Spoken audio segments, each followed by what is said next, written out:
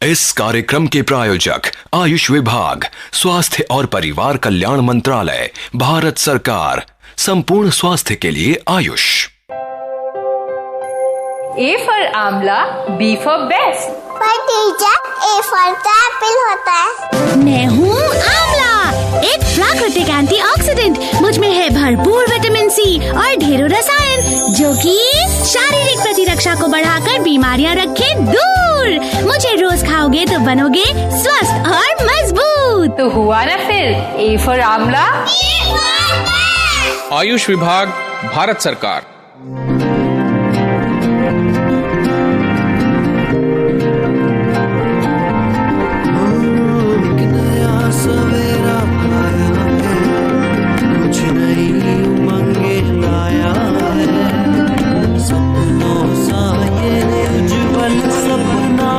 सबके मन पर छाया है। सुनता हूँ मैं हर पल, लेकिन तुमने ये बतलाया है। सोच की कोई दिशा नहीं, पर समझ की सुंदर काया है। Want to be remembered, want to be remembered, want to be remembered, want to be remembered। Born to be remembered के सभी श्रोताओं को संदीप और बबीता का नमस्कार। जी हाँ साथियों, हम तो पहुंच चुके हैं अपने संडे स्पेशल से आपके बीच और करते हैं बातें उन लोगों की जिन्होंने अपने हुनर व योगदानों से आज के दिन के इतिहास को खास बना दिया। हालातों से हार कर जो झुक जाए उसे जाबाज नहीं कहते, वक्त से पहले ही जो ठहर जाए उसे तूफान नहीं कहते। क्या बात है। पर तकलीफों से डरकर नौका पार नहीं होती और कोशिश करने वालों की कभी हार नहीं होती। बिल्कुल बबीता। वैसे अभी तक हमारे श्रोताओं को शायद ये समझ नहीं आया होगा कि हम उनसे किसके बारे में बात करना चाहते हैं। हाँ, शायद ही सच है संदीप, लेकिन दुनिया की रीत ही आज ये बन चुकी है। जिस तरह हम खोज याद रखते हैं लेकिन खोजकर्ता को भूल जाते हैं, उसी तरह हमें मानव त्रासदी से जुड़ी घटनाएं तो याद रहती हैं, पर मानवता की रक्षा करने वाले वीर सिपाही अक्सर हमारी स्मृति में कहीं गुम से हो जाते हैं। वैसे साथियों, 26/11 की घटना तो आप सभी के जहन में आज भी जिंदा होगी, पर क्या आपको ये पता है कि आज का दिन एक ऐसे शख्स के अस्तित्व को खुद में समेटे हुए है जो अब हमारा कल बन चुका है। 23 फरवरी 1965 को मराठी परिवार में जन्मे अशोक कामटे ही वो नाम है जो अब भले ही हमारा बीता हुआ कल बन चुका है, लेकिन ये नाम उन वीरों की फहरिस्त में से एक है जिन्होंने हमारी सुरक्षा की बुनियाद को अपने लहू से सींचा है। जिस वक्त मुंबई की रफ्तार को आतंकवादियों ने रोकने की कोशिश की, उस दौरान अशोक कामटे मुंबई पुलिस में एडिशनल कमिश्नर के पद पर कार्यरत थे और इन्होंने अराजक तत्वों को शहर से दूर करने के लिए अपनी पूरी ताकत लगा दी। पता है संदीप, कामटे शुरू से ही गलत के लिए लड़ने वाले पुलिस अफसरों में से गिने जाते थे और इस घटना के पहले भी वो कई बार अपने साहस का परिचय दे चुके थे। हाँ, कामटे के जीवन की शुरुआत वैसी ही हुई थी जैसी कि हमारी होती है, लेकिन फिर भी उनमें कुछ तो ऐसा खास था जिसने उन्हें इतनी जल्दी हमेशा हमेशा के लिए इतिहास में अमर बना दिया, जबकि हमारे जीवन की सार्थकता की कसौटी अभी भी बाकी है। I never imagined Ashok falling in this, in this situation. He was too good at the guns and too good, thoughtfully thought of everything before doing anything. He'd always say now he was in the police, he says, I'm the toughest, and I'm not going to let anything get in the way to it. इन्होंने 1985 में मुंबई के Saint Xavier's college से अपनी graduation पूरी की और फिर post graduation के लिए दिल्ली के सेंट स्टीफेंस कॉलेज को चुना। वैसे बबीता, एक पुलिस कमिश्नर से पहले वो अपने आप को एक बेहतरीन एथलीट भी साबित कर चुके थे और इसी के चलते वर्ष 1978 में पेरू में हुए जूनियर पावर लिफ्टिंग चैंपियनशिप में कामटे ने भारत का प्रतिनिधित्व किया था। हाँ, वैसे देखा जाए तो कामटे का पूरा जीवन किसी फिल्मी हीरो से कम नजर नहीं आता है। बस फर्क सिर्फ इतना है कि रियल लाइफ में अक्सर लड़ने के बाद भी हीरो आखिरी तक जिंदा रहता है और रियल लाइफ में कोई भी शख्स शहादत के बाद ही असली हीरो बनता है। अशोक कामटे महाराष्ट्र केडर के 1989 बैच से निकलने वाले आईपीएस अफसरों में से एक थे और मुंबई पोस्टिंग के पहले वो कई जगहों पर ईमानदारी के बल पर अपनी पहचान बना चुके थे। पुलिस महकमे में कामटे एक ऐसा नाम था जो धर्मनिरपेक्षता के लिए भी जाना जाता था और यही वजह थी कि उन्हें हर धर्म का व्यक्ति सच्चे दिल से प्रेम करता था। कामटे जी को अपनी इन्हीं खूबियों के कारण उस वक्त याद किया गया जब मुंबई सदमे व खतरे में थी और पुलिस व प्रशासन दोनों की नींद उड़ चुकी थी। 26 नवंबर वर्ष 2008 को जब मुंबई को आतंकवादियों के कब्जे से निकालने के लिए कोशिशें जारी थी, इस बीच कामटे को बुलाने की वजह ये रही कि वो हमेशा शांत दिमाग से काम करते थे। सीएसटी टर्मिनल पहुंचते ही उन्होंने सबसे पहले anti terrorist squad chief Anil Karkare व दूसरे ऑफिसरों से मुलाकात की और फिर योजना के तहत अपनी गाड़ी पर सारे लोग आतंकवादियों से निपटने के लिए निकल पड़े। कामटे के हाथों में AK-47 थी और वो सभी के साथ जानकारी के मुताबिक उस अस्पताल के पास पहुंचे जहां आतंकवादी मौजूद थे। जैसे ही कामटे ने उनमें से किसी आतंकवादी पर गोली चलाई तो आतंकवादियों ने उन पर ग्रेनेड फेंक दिया। ये देखकर कामटे ने निश्चय किया कि वो इन्हें सामने की तरफ से पकड़ेंगे, लेकिन उनके पहुंचने से पहले ही आतंकवादी वहां से निकलने में कामयाब हो गए। पर अभी वो ज्यादा दूर नहीं गए थे और इसीलिए उनके साथ पुलिस की मुठभेड़ शुरू हो गई। मुठभेड़ में कामटे जी समेत पुलिस के कई काबिल अफसर आतंक की बलि चढ़ गए। इस दौरान गोली कामटे के सिर पर लगी थी, जिस कारण उन्हें बचा पाना मुमकिन नहीं हुआ। लेकिन साथियों, कामटे की इस समझदारी भरे निर्णय से आखिरकार पुलिस ने आतंकवादियों को भागने के दौरान जरूर पकड़ लिया था। At 1:30 in the morning, my servant wakes me up and tells me he's dead. I mean, I became like a dummy, a solid rock. I still couldn't believe that he has gone, and I'll never believe it. I can't. I always feel one day he'll walk in.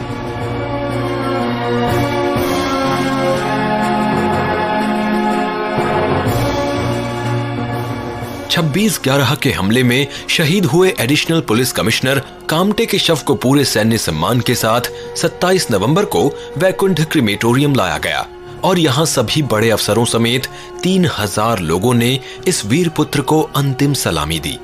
26 जनवरी 2009 को मरणोपरांत अशोक कामटे जी को देश के सर्वश्रेष्ठ वीरता पुरस्कारों में से एक अशोक चक्र से नवाजा गया। वैसे साथियों, ये मात्र एक सम्मान नहीं था जो कामटे को उनके पूरे करियर में मिला था। इसके साथ साथ वर्ष 1999 में इन्हें यूएस मेडल व विदेश सेवा मेडल फॉर यूएन सर्विस, वर्ष 2005 में आंतरिक सुरक्षा पदक एवं 2006 में पुलिस मेडल जैसे कई सम्मानों से इनको नवाजा जा चुका था। आज समस्त देशवासियों की तरफ से हमारी पूरी टीम देश के इस जाबाज बेटे को उनकी जयंती पर तहे दिल से सलाम करती है।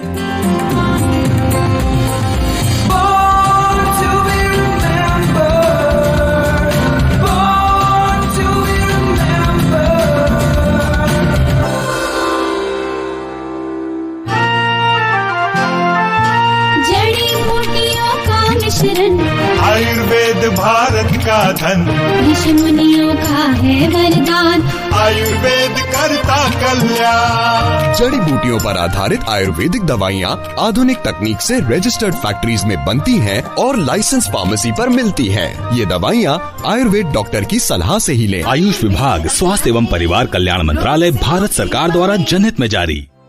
वाकई में बबीता, कैसे आता है ये जज्बा इन सिपाहियों में?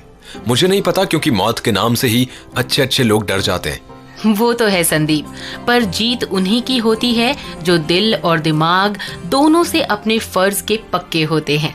बिल्कुल। वैसे 23 फरवरी अमेरिकी इतिहास के लिए भी एक बेहद ही यादगार दिन है, क्योंकि इस दिन यहाँ एक ऐसे सूत्रधार ने जन्म लिया था जिसे अमेरिका के प्रमुख सिविल राइट्स एक्टिविस्ट के तौर पर आज भी याद किया जाता है।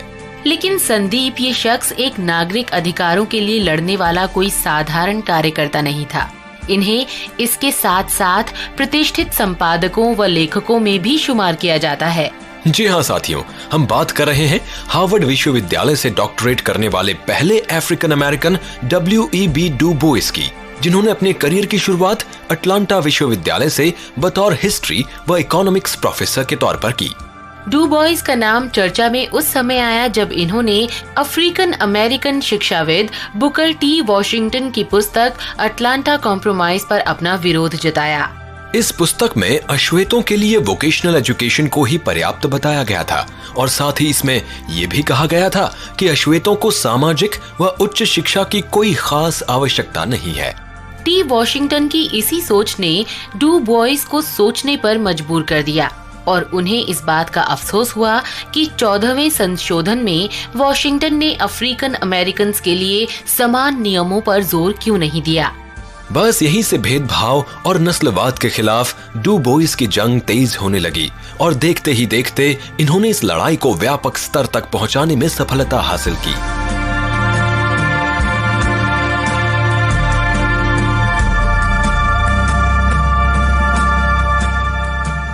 डू बॉइस का जन्म 1868 में मैसाचुसेट्स के एक छोटे से गांव में हुआ था और ये वो वक्त था जब अमेरिका में सिविल वॉर यानी गृह युद्ध को खत्म हुए सिर्फ 3 साल ही हुए थे।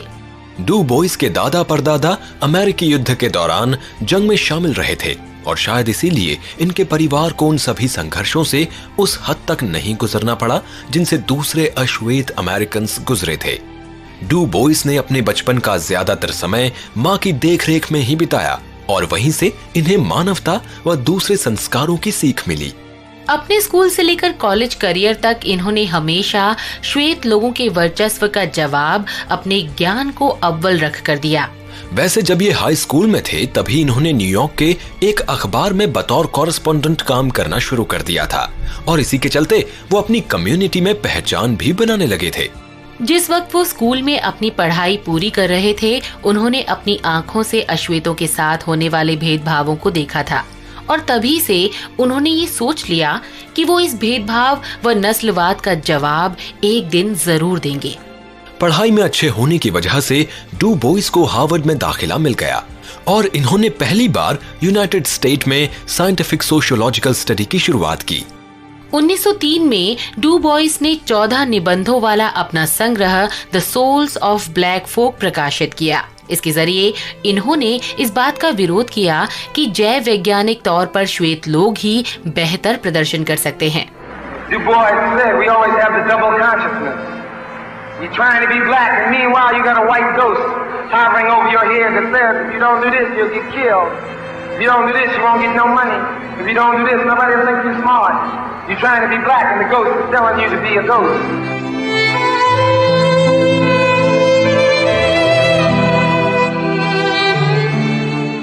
इसके साथ ही उन्होंने अपने प्रकाशन के जरिए महिलाओं के अधिकारों के लिए भी आवाज उठाई थी। बस यहीं से उन्होंने बुकर टी वॉशिंगटन के सोशल ऑर्डर के खिलाफ नियाग्रा मूवमेंट की शुरुआत की और वर्ष 1909 में national association for the advancement of coloured people की स्थापना भी की। ये डू बॉइस की जिंदगी का एक नया दौर था जिसमें इन्होंने गरीबों व कमजोर वर्ग पर होने वाले कानूनी, राजनीतिक व आर्थिक दबाव का लगातार विरोध किया। वर्ष 1961 में जब इन्होंने घाना की नागरिकता प्राप्त करनी चाहिए तो वहां के लोगों ने इन्हें स्वीकार नहीं किया और डू बॉइस को वापस आना पड़ा। इसके बाद ताउम्र उनका जीवन संघर्षों का उतार चढ़ाव झेलता रहा। 1959 में डू बॉइस को उनके महत्वपूर्ण सामाजिक योगदानों के लिए यूएसएसआर द्वारा अंतर्राष्ट्रीय लेनिन पीस प्राइज से सम्मानित किया गया। और सबसे खास लम्हा तो वो रहा बबीता जब सभी के लिए समान अधिकारों पर लड़ने वाले इस कार्यकर्ता की मृत्यु ठीक उस दिन से एक दिन पहले हुई जब मार्टिन लूथर किंग ने अपना ऐतिहासिक भाषण आई हैव अ ड्रीम प्रस्तुत किया था। I have a dream that one day this nation will rise up, live out the true meaning of its creed.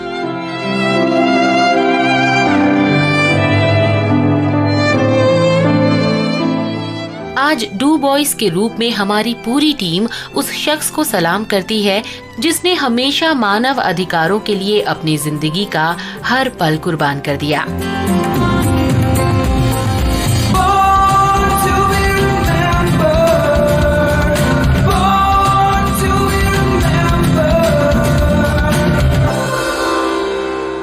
वैसे संदीप, आजकल टेक्नोलॉजी इतना आगे पहुंच गई है कि पलक झपकते ही हम शरीर की जटिल से जटिल संरचना को भी देख सकते हैं। बिल्कुल बबीता, और पता है सीटी स्कैन इन्हीं आधुनिक तकनीकों का एक जीता जागता सबूत है। इसकी मदद से हम दिमाग व शरीर के किसी भी भाग की बनावट को न सिर्फ देख सकते हैं, बल्कि इसकी मदद से उस हिस्से में मौजूद समस्या को भी जान सकते हैं। पर इससे भी खास वो शख्स है जिसने हम तक X ray computed tomography, computerised tomography scan यानी सीटी स्कैन नामक इस तकनीक को लाने का हुनर दिखाया। जी हाँ साथियों, हम बात कर रहे हैं 23 फरवरी वर्ष 1924 में दक्षिणी अफ्रीका में जन्मे एलन मैक्लियोड कॉर्मैक की, जिन्हें चिकित्सा जगत में इस योगदान के लिए वर्ष 1979 में विश्व प्रतिष्ठित नोबेल पुरस्कार से भी नवाजा गया था।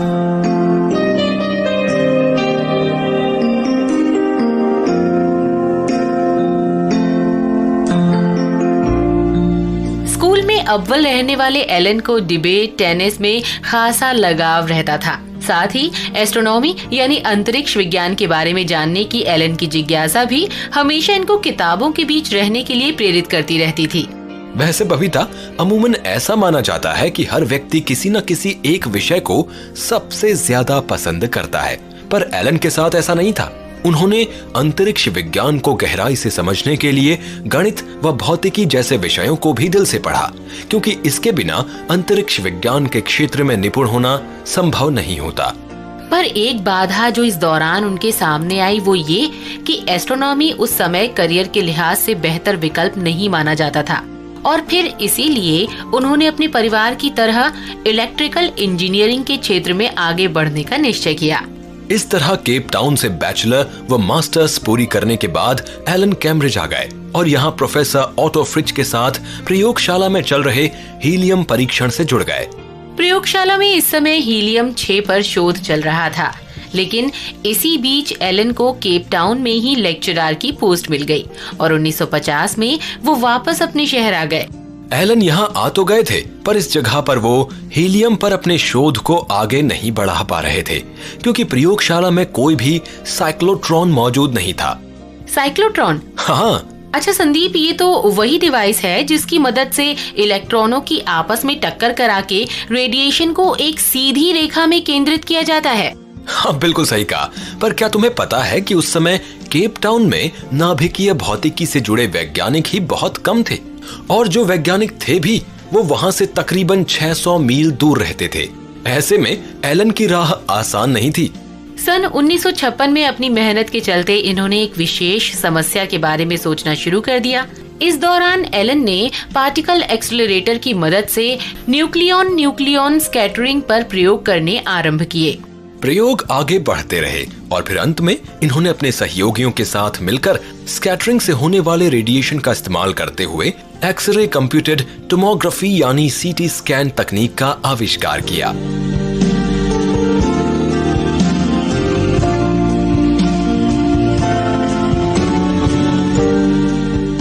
आज उनके इस योगदान का उपयोग शल्य चिकित्साओं, कैंसर, माइग्रेन जैसी बड़ी बड़ी बीमारियों की पहचान व इलाज के लिए किया जा रहा है। हाँ, एलन की खोज ने तो कई लोगों के जीवन में वरदान का काम किया, पर खुद इनकी मौत का कारण एक ऐसी बीमारी बनी जिसके इलाज में इनका योगदान बेहद ही महत्वपूर्ण माना जाता है। 74 वर्ष की उम्र में एलन ने कैंसर से हार कर दुनिया को अलविदा कह दिया, लेकिन उनके योगदानों को भुलाना इतना आसान नहीं था।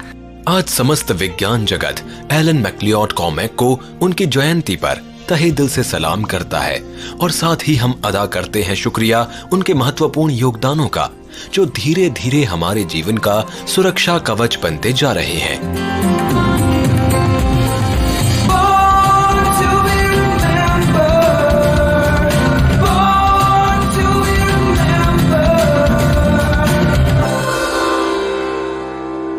गरम चाय लो भाई। लीजिए। आगे क्या करने का इरादा है?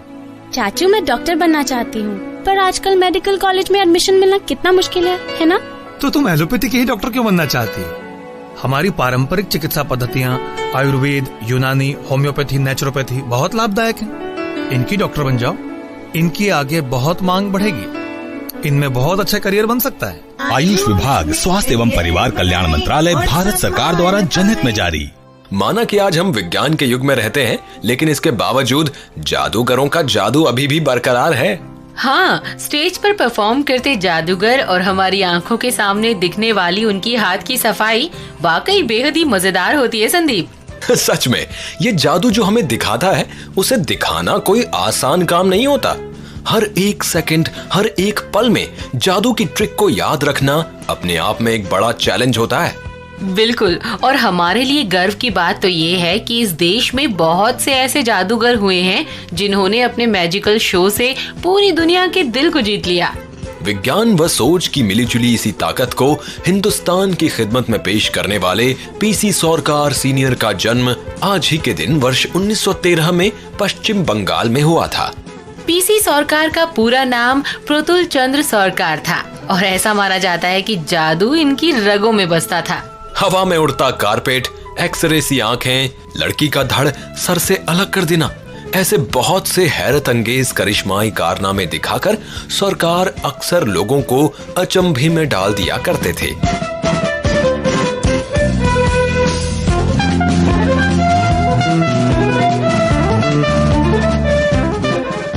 बचपन से ही मैजिक इनका शौक था और देखते ही देखते कभी ये शौक इनके जुनून में तब्दील हो गया, पता ही नहीं चला। अपनी पढ़ाई पूरी करने के साथ साथ सरकार ने बहुत सी ऐसी किताबों का अध्ययन भी किया जो जादुई दुनिया की इबारत लिखने में इनके बहुत काम आई।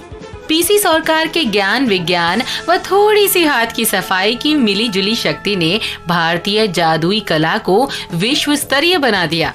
इन्होंने अलग अलग जगहों पर जाकर इंद्रजाल जैसे कार्यक्रमों की मदद से अपने जादू का प्रदर्शन किया।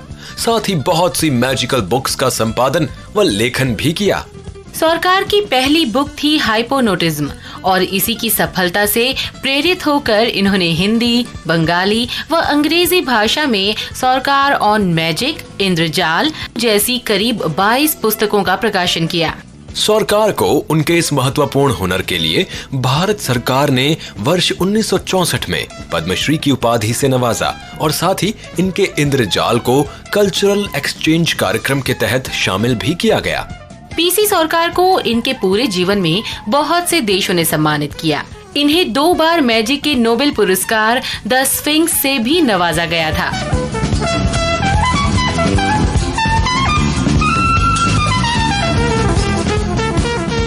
6 जनवरी 1971 को 58 वर्ष की आयु में सरकार जापान में अपने शो इंद्रजाल पर परफॉर्म कर रहे थे और अचानक इसी बीच आए दिल के दौरे ने इनके जादू के सफर को यहीं पर रोक दिया।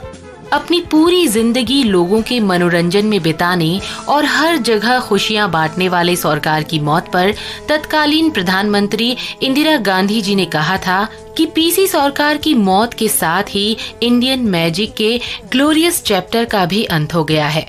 वैसे बबीता, पीसी सरकार की प्रसिद्धि जितनी देश में थी उतनी ही विदेशों में भी। तभी तो इनकी मृत्यु के बाद यूके, ऑस्ट्रेलिया, यूएसए, न्यूजीलैंड जैसे बहुत से देशों ने इस क्षति पर शोक जताया। आज हमारी पूरी टीम भी इस महान भारतीय जादूगर को श्रद्धांजलि अर्पित करती है और साथ ही करती है सलाम उनके इस हुनर को जिसने तमाम देशों में भारत का नाम रोशन किया।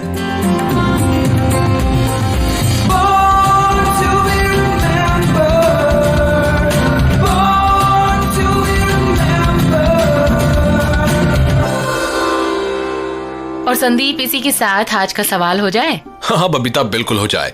तो चलिए आप लोग सुनिए ये गाना और बताइए इस गाने को किसने गाया था। यानी कि आपको बताना है इस गाने के गायक का नाम। तस्वीर तेरी दिल मेरा बहला न सकेगी, तस्वीर तेरी दिल मेरा बहला न सकेगी, ये तेरी तरह मुझसे तो शर्मा न सकेगी, तस्वीर तेरी दिल मेरा बहला न सकेगी। अपने जवाब हम तक पहुंचाइए सिर्फ और सिर्फ born2be remembered@gmail.com पर।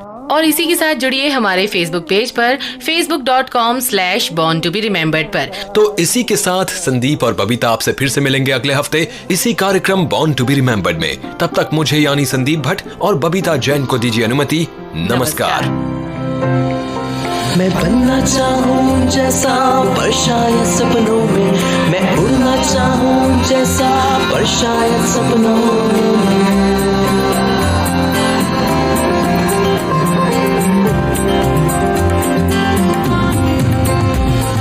सपनों की है उड़ान, कांटे बन गए फूल समान, रोक न पाए वो मुझको मुट्ठी में मेरी है आसमान।